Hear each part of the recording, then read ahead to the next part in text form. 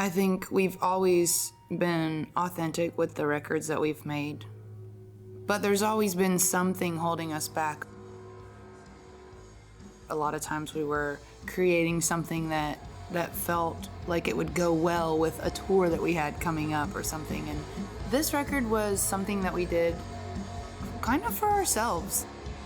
I think we always knew we were gonna do another full-length record, but we didn't realize we were gonna make one like this. We started about a year ago writing it. We took our time and waited till we were ready. We had enough support to make something different. So we didn't make this record with any preconceived ideas about it needs to be this for radio or be that for a label or be this to please a manager. We just were writing and let every idea fly.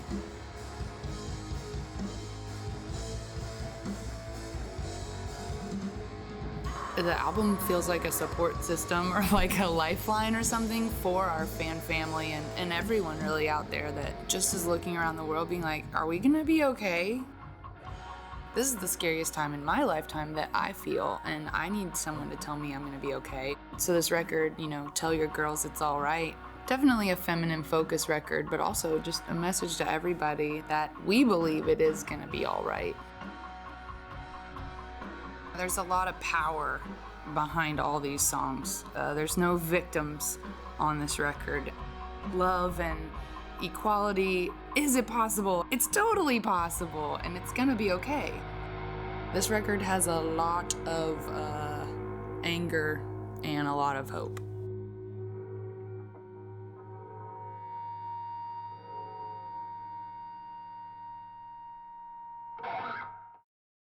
Raleigh, it's coming around again.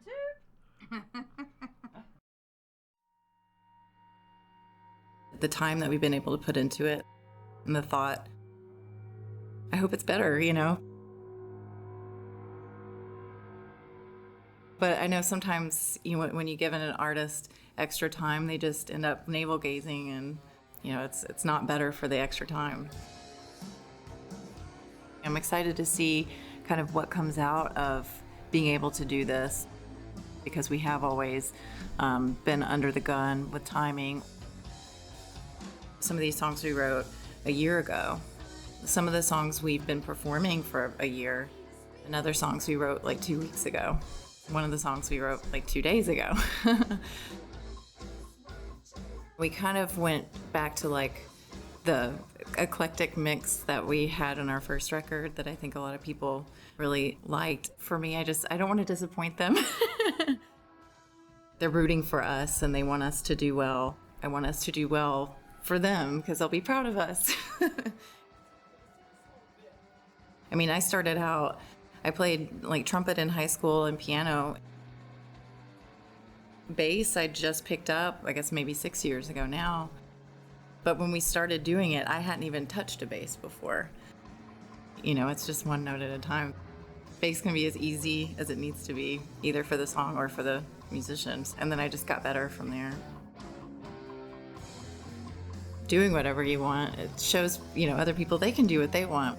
We've seen people, pick up instruments or re-pick up instruments, or follow their dreams in other ways. And they've said that they've been inspired by us, seeing us just do whatever the heck we want.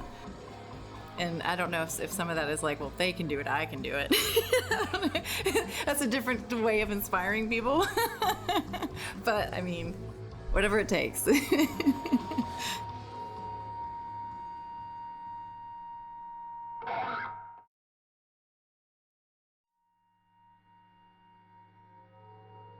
I was nervous. I knew they had a dedicated fan base. It was immediate, it's like everyone's arms were open and I was welcomed in.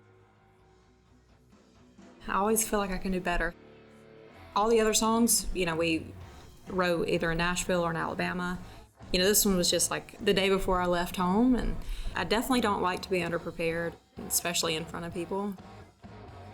I was like, just let me listen to it by myself, I'm a visual person, so if I can write it out, even if I'm not looking at the paper, I can see what I wrote, and it'll help me recall those parts. I'm definitely excited to be working with Matt. He's such an incredible drummer, and producer, so like I feel safe, you know. Obviously looking at Matt helps. Looking at him while I'm playing, I can fall back into it, and then the girls will get up and, you know, because we're not in the same room recording right now. I don't know if he normally does this when he produces, but I'm definitely needing him to dance 100% of the time that we're recording, because it just, you know, if I ever feel like anxious or like I'm trying to rush or something, or I'm falling back, he's just right there steering me like visually, you know, and it just makes sense. Every time I look up, it just makes sense.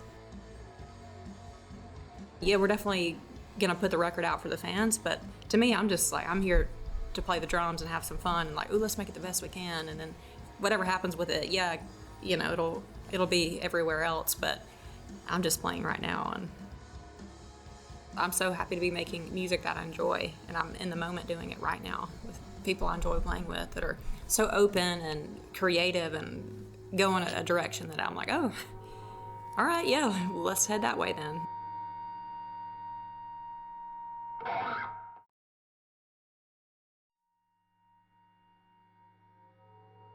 Daisy and I met when we were 17, I think. Matt Mahaffey was like the biggest name at that time when we were in college. We always had this vision of working with him on a full-length project. When we talked about doing another record, Matt was like, I'm not gonna do it unless you do it big. And so here we are in the big boy room at Sound Kitchen, making this record with him, and it's been so fantastic to just sit there and watch him direct what we know will be brilliant.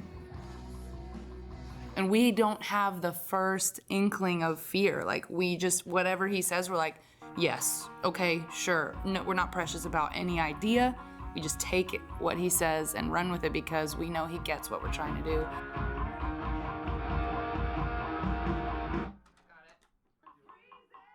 I remember being 17 years old and hearing his record, and it was the first time I ever thought about production and how a record sounds. I'd always thought about songwriting, and from there I just went into the wormhole of everything that was Matt Mahaffey himself and became a huge fan and listened for production from then on. So the idea of having him as a producer was always in my mind before we got married and now after we got married. So yeah, to work with your husband is an amazing gift. A lot of jokes going around about, hey, I think she's trying to get with the producer, but yes, the answer is I am, and I did, and I do.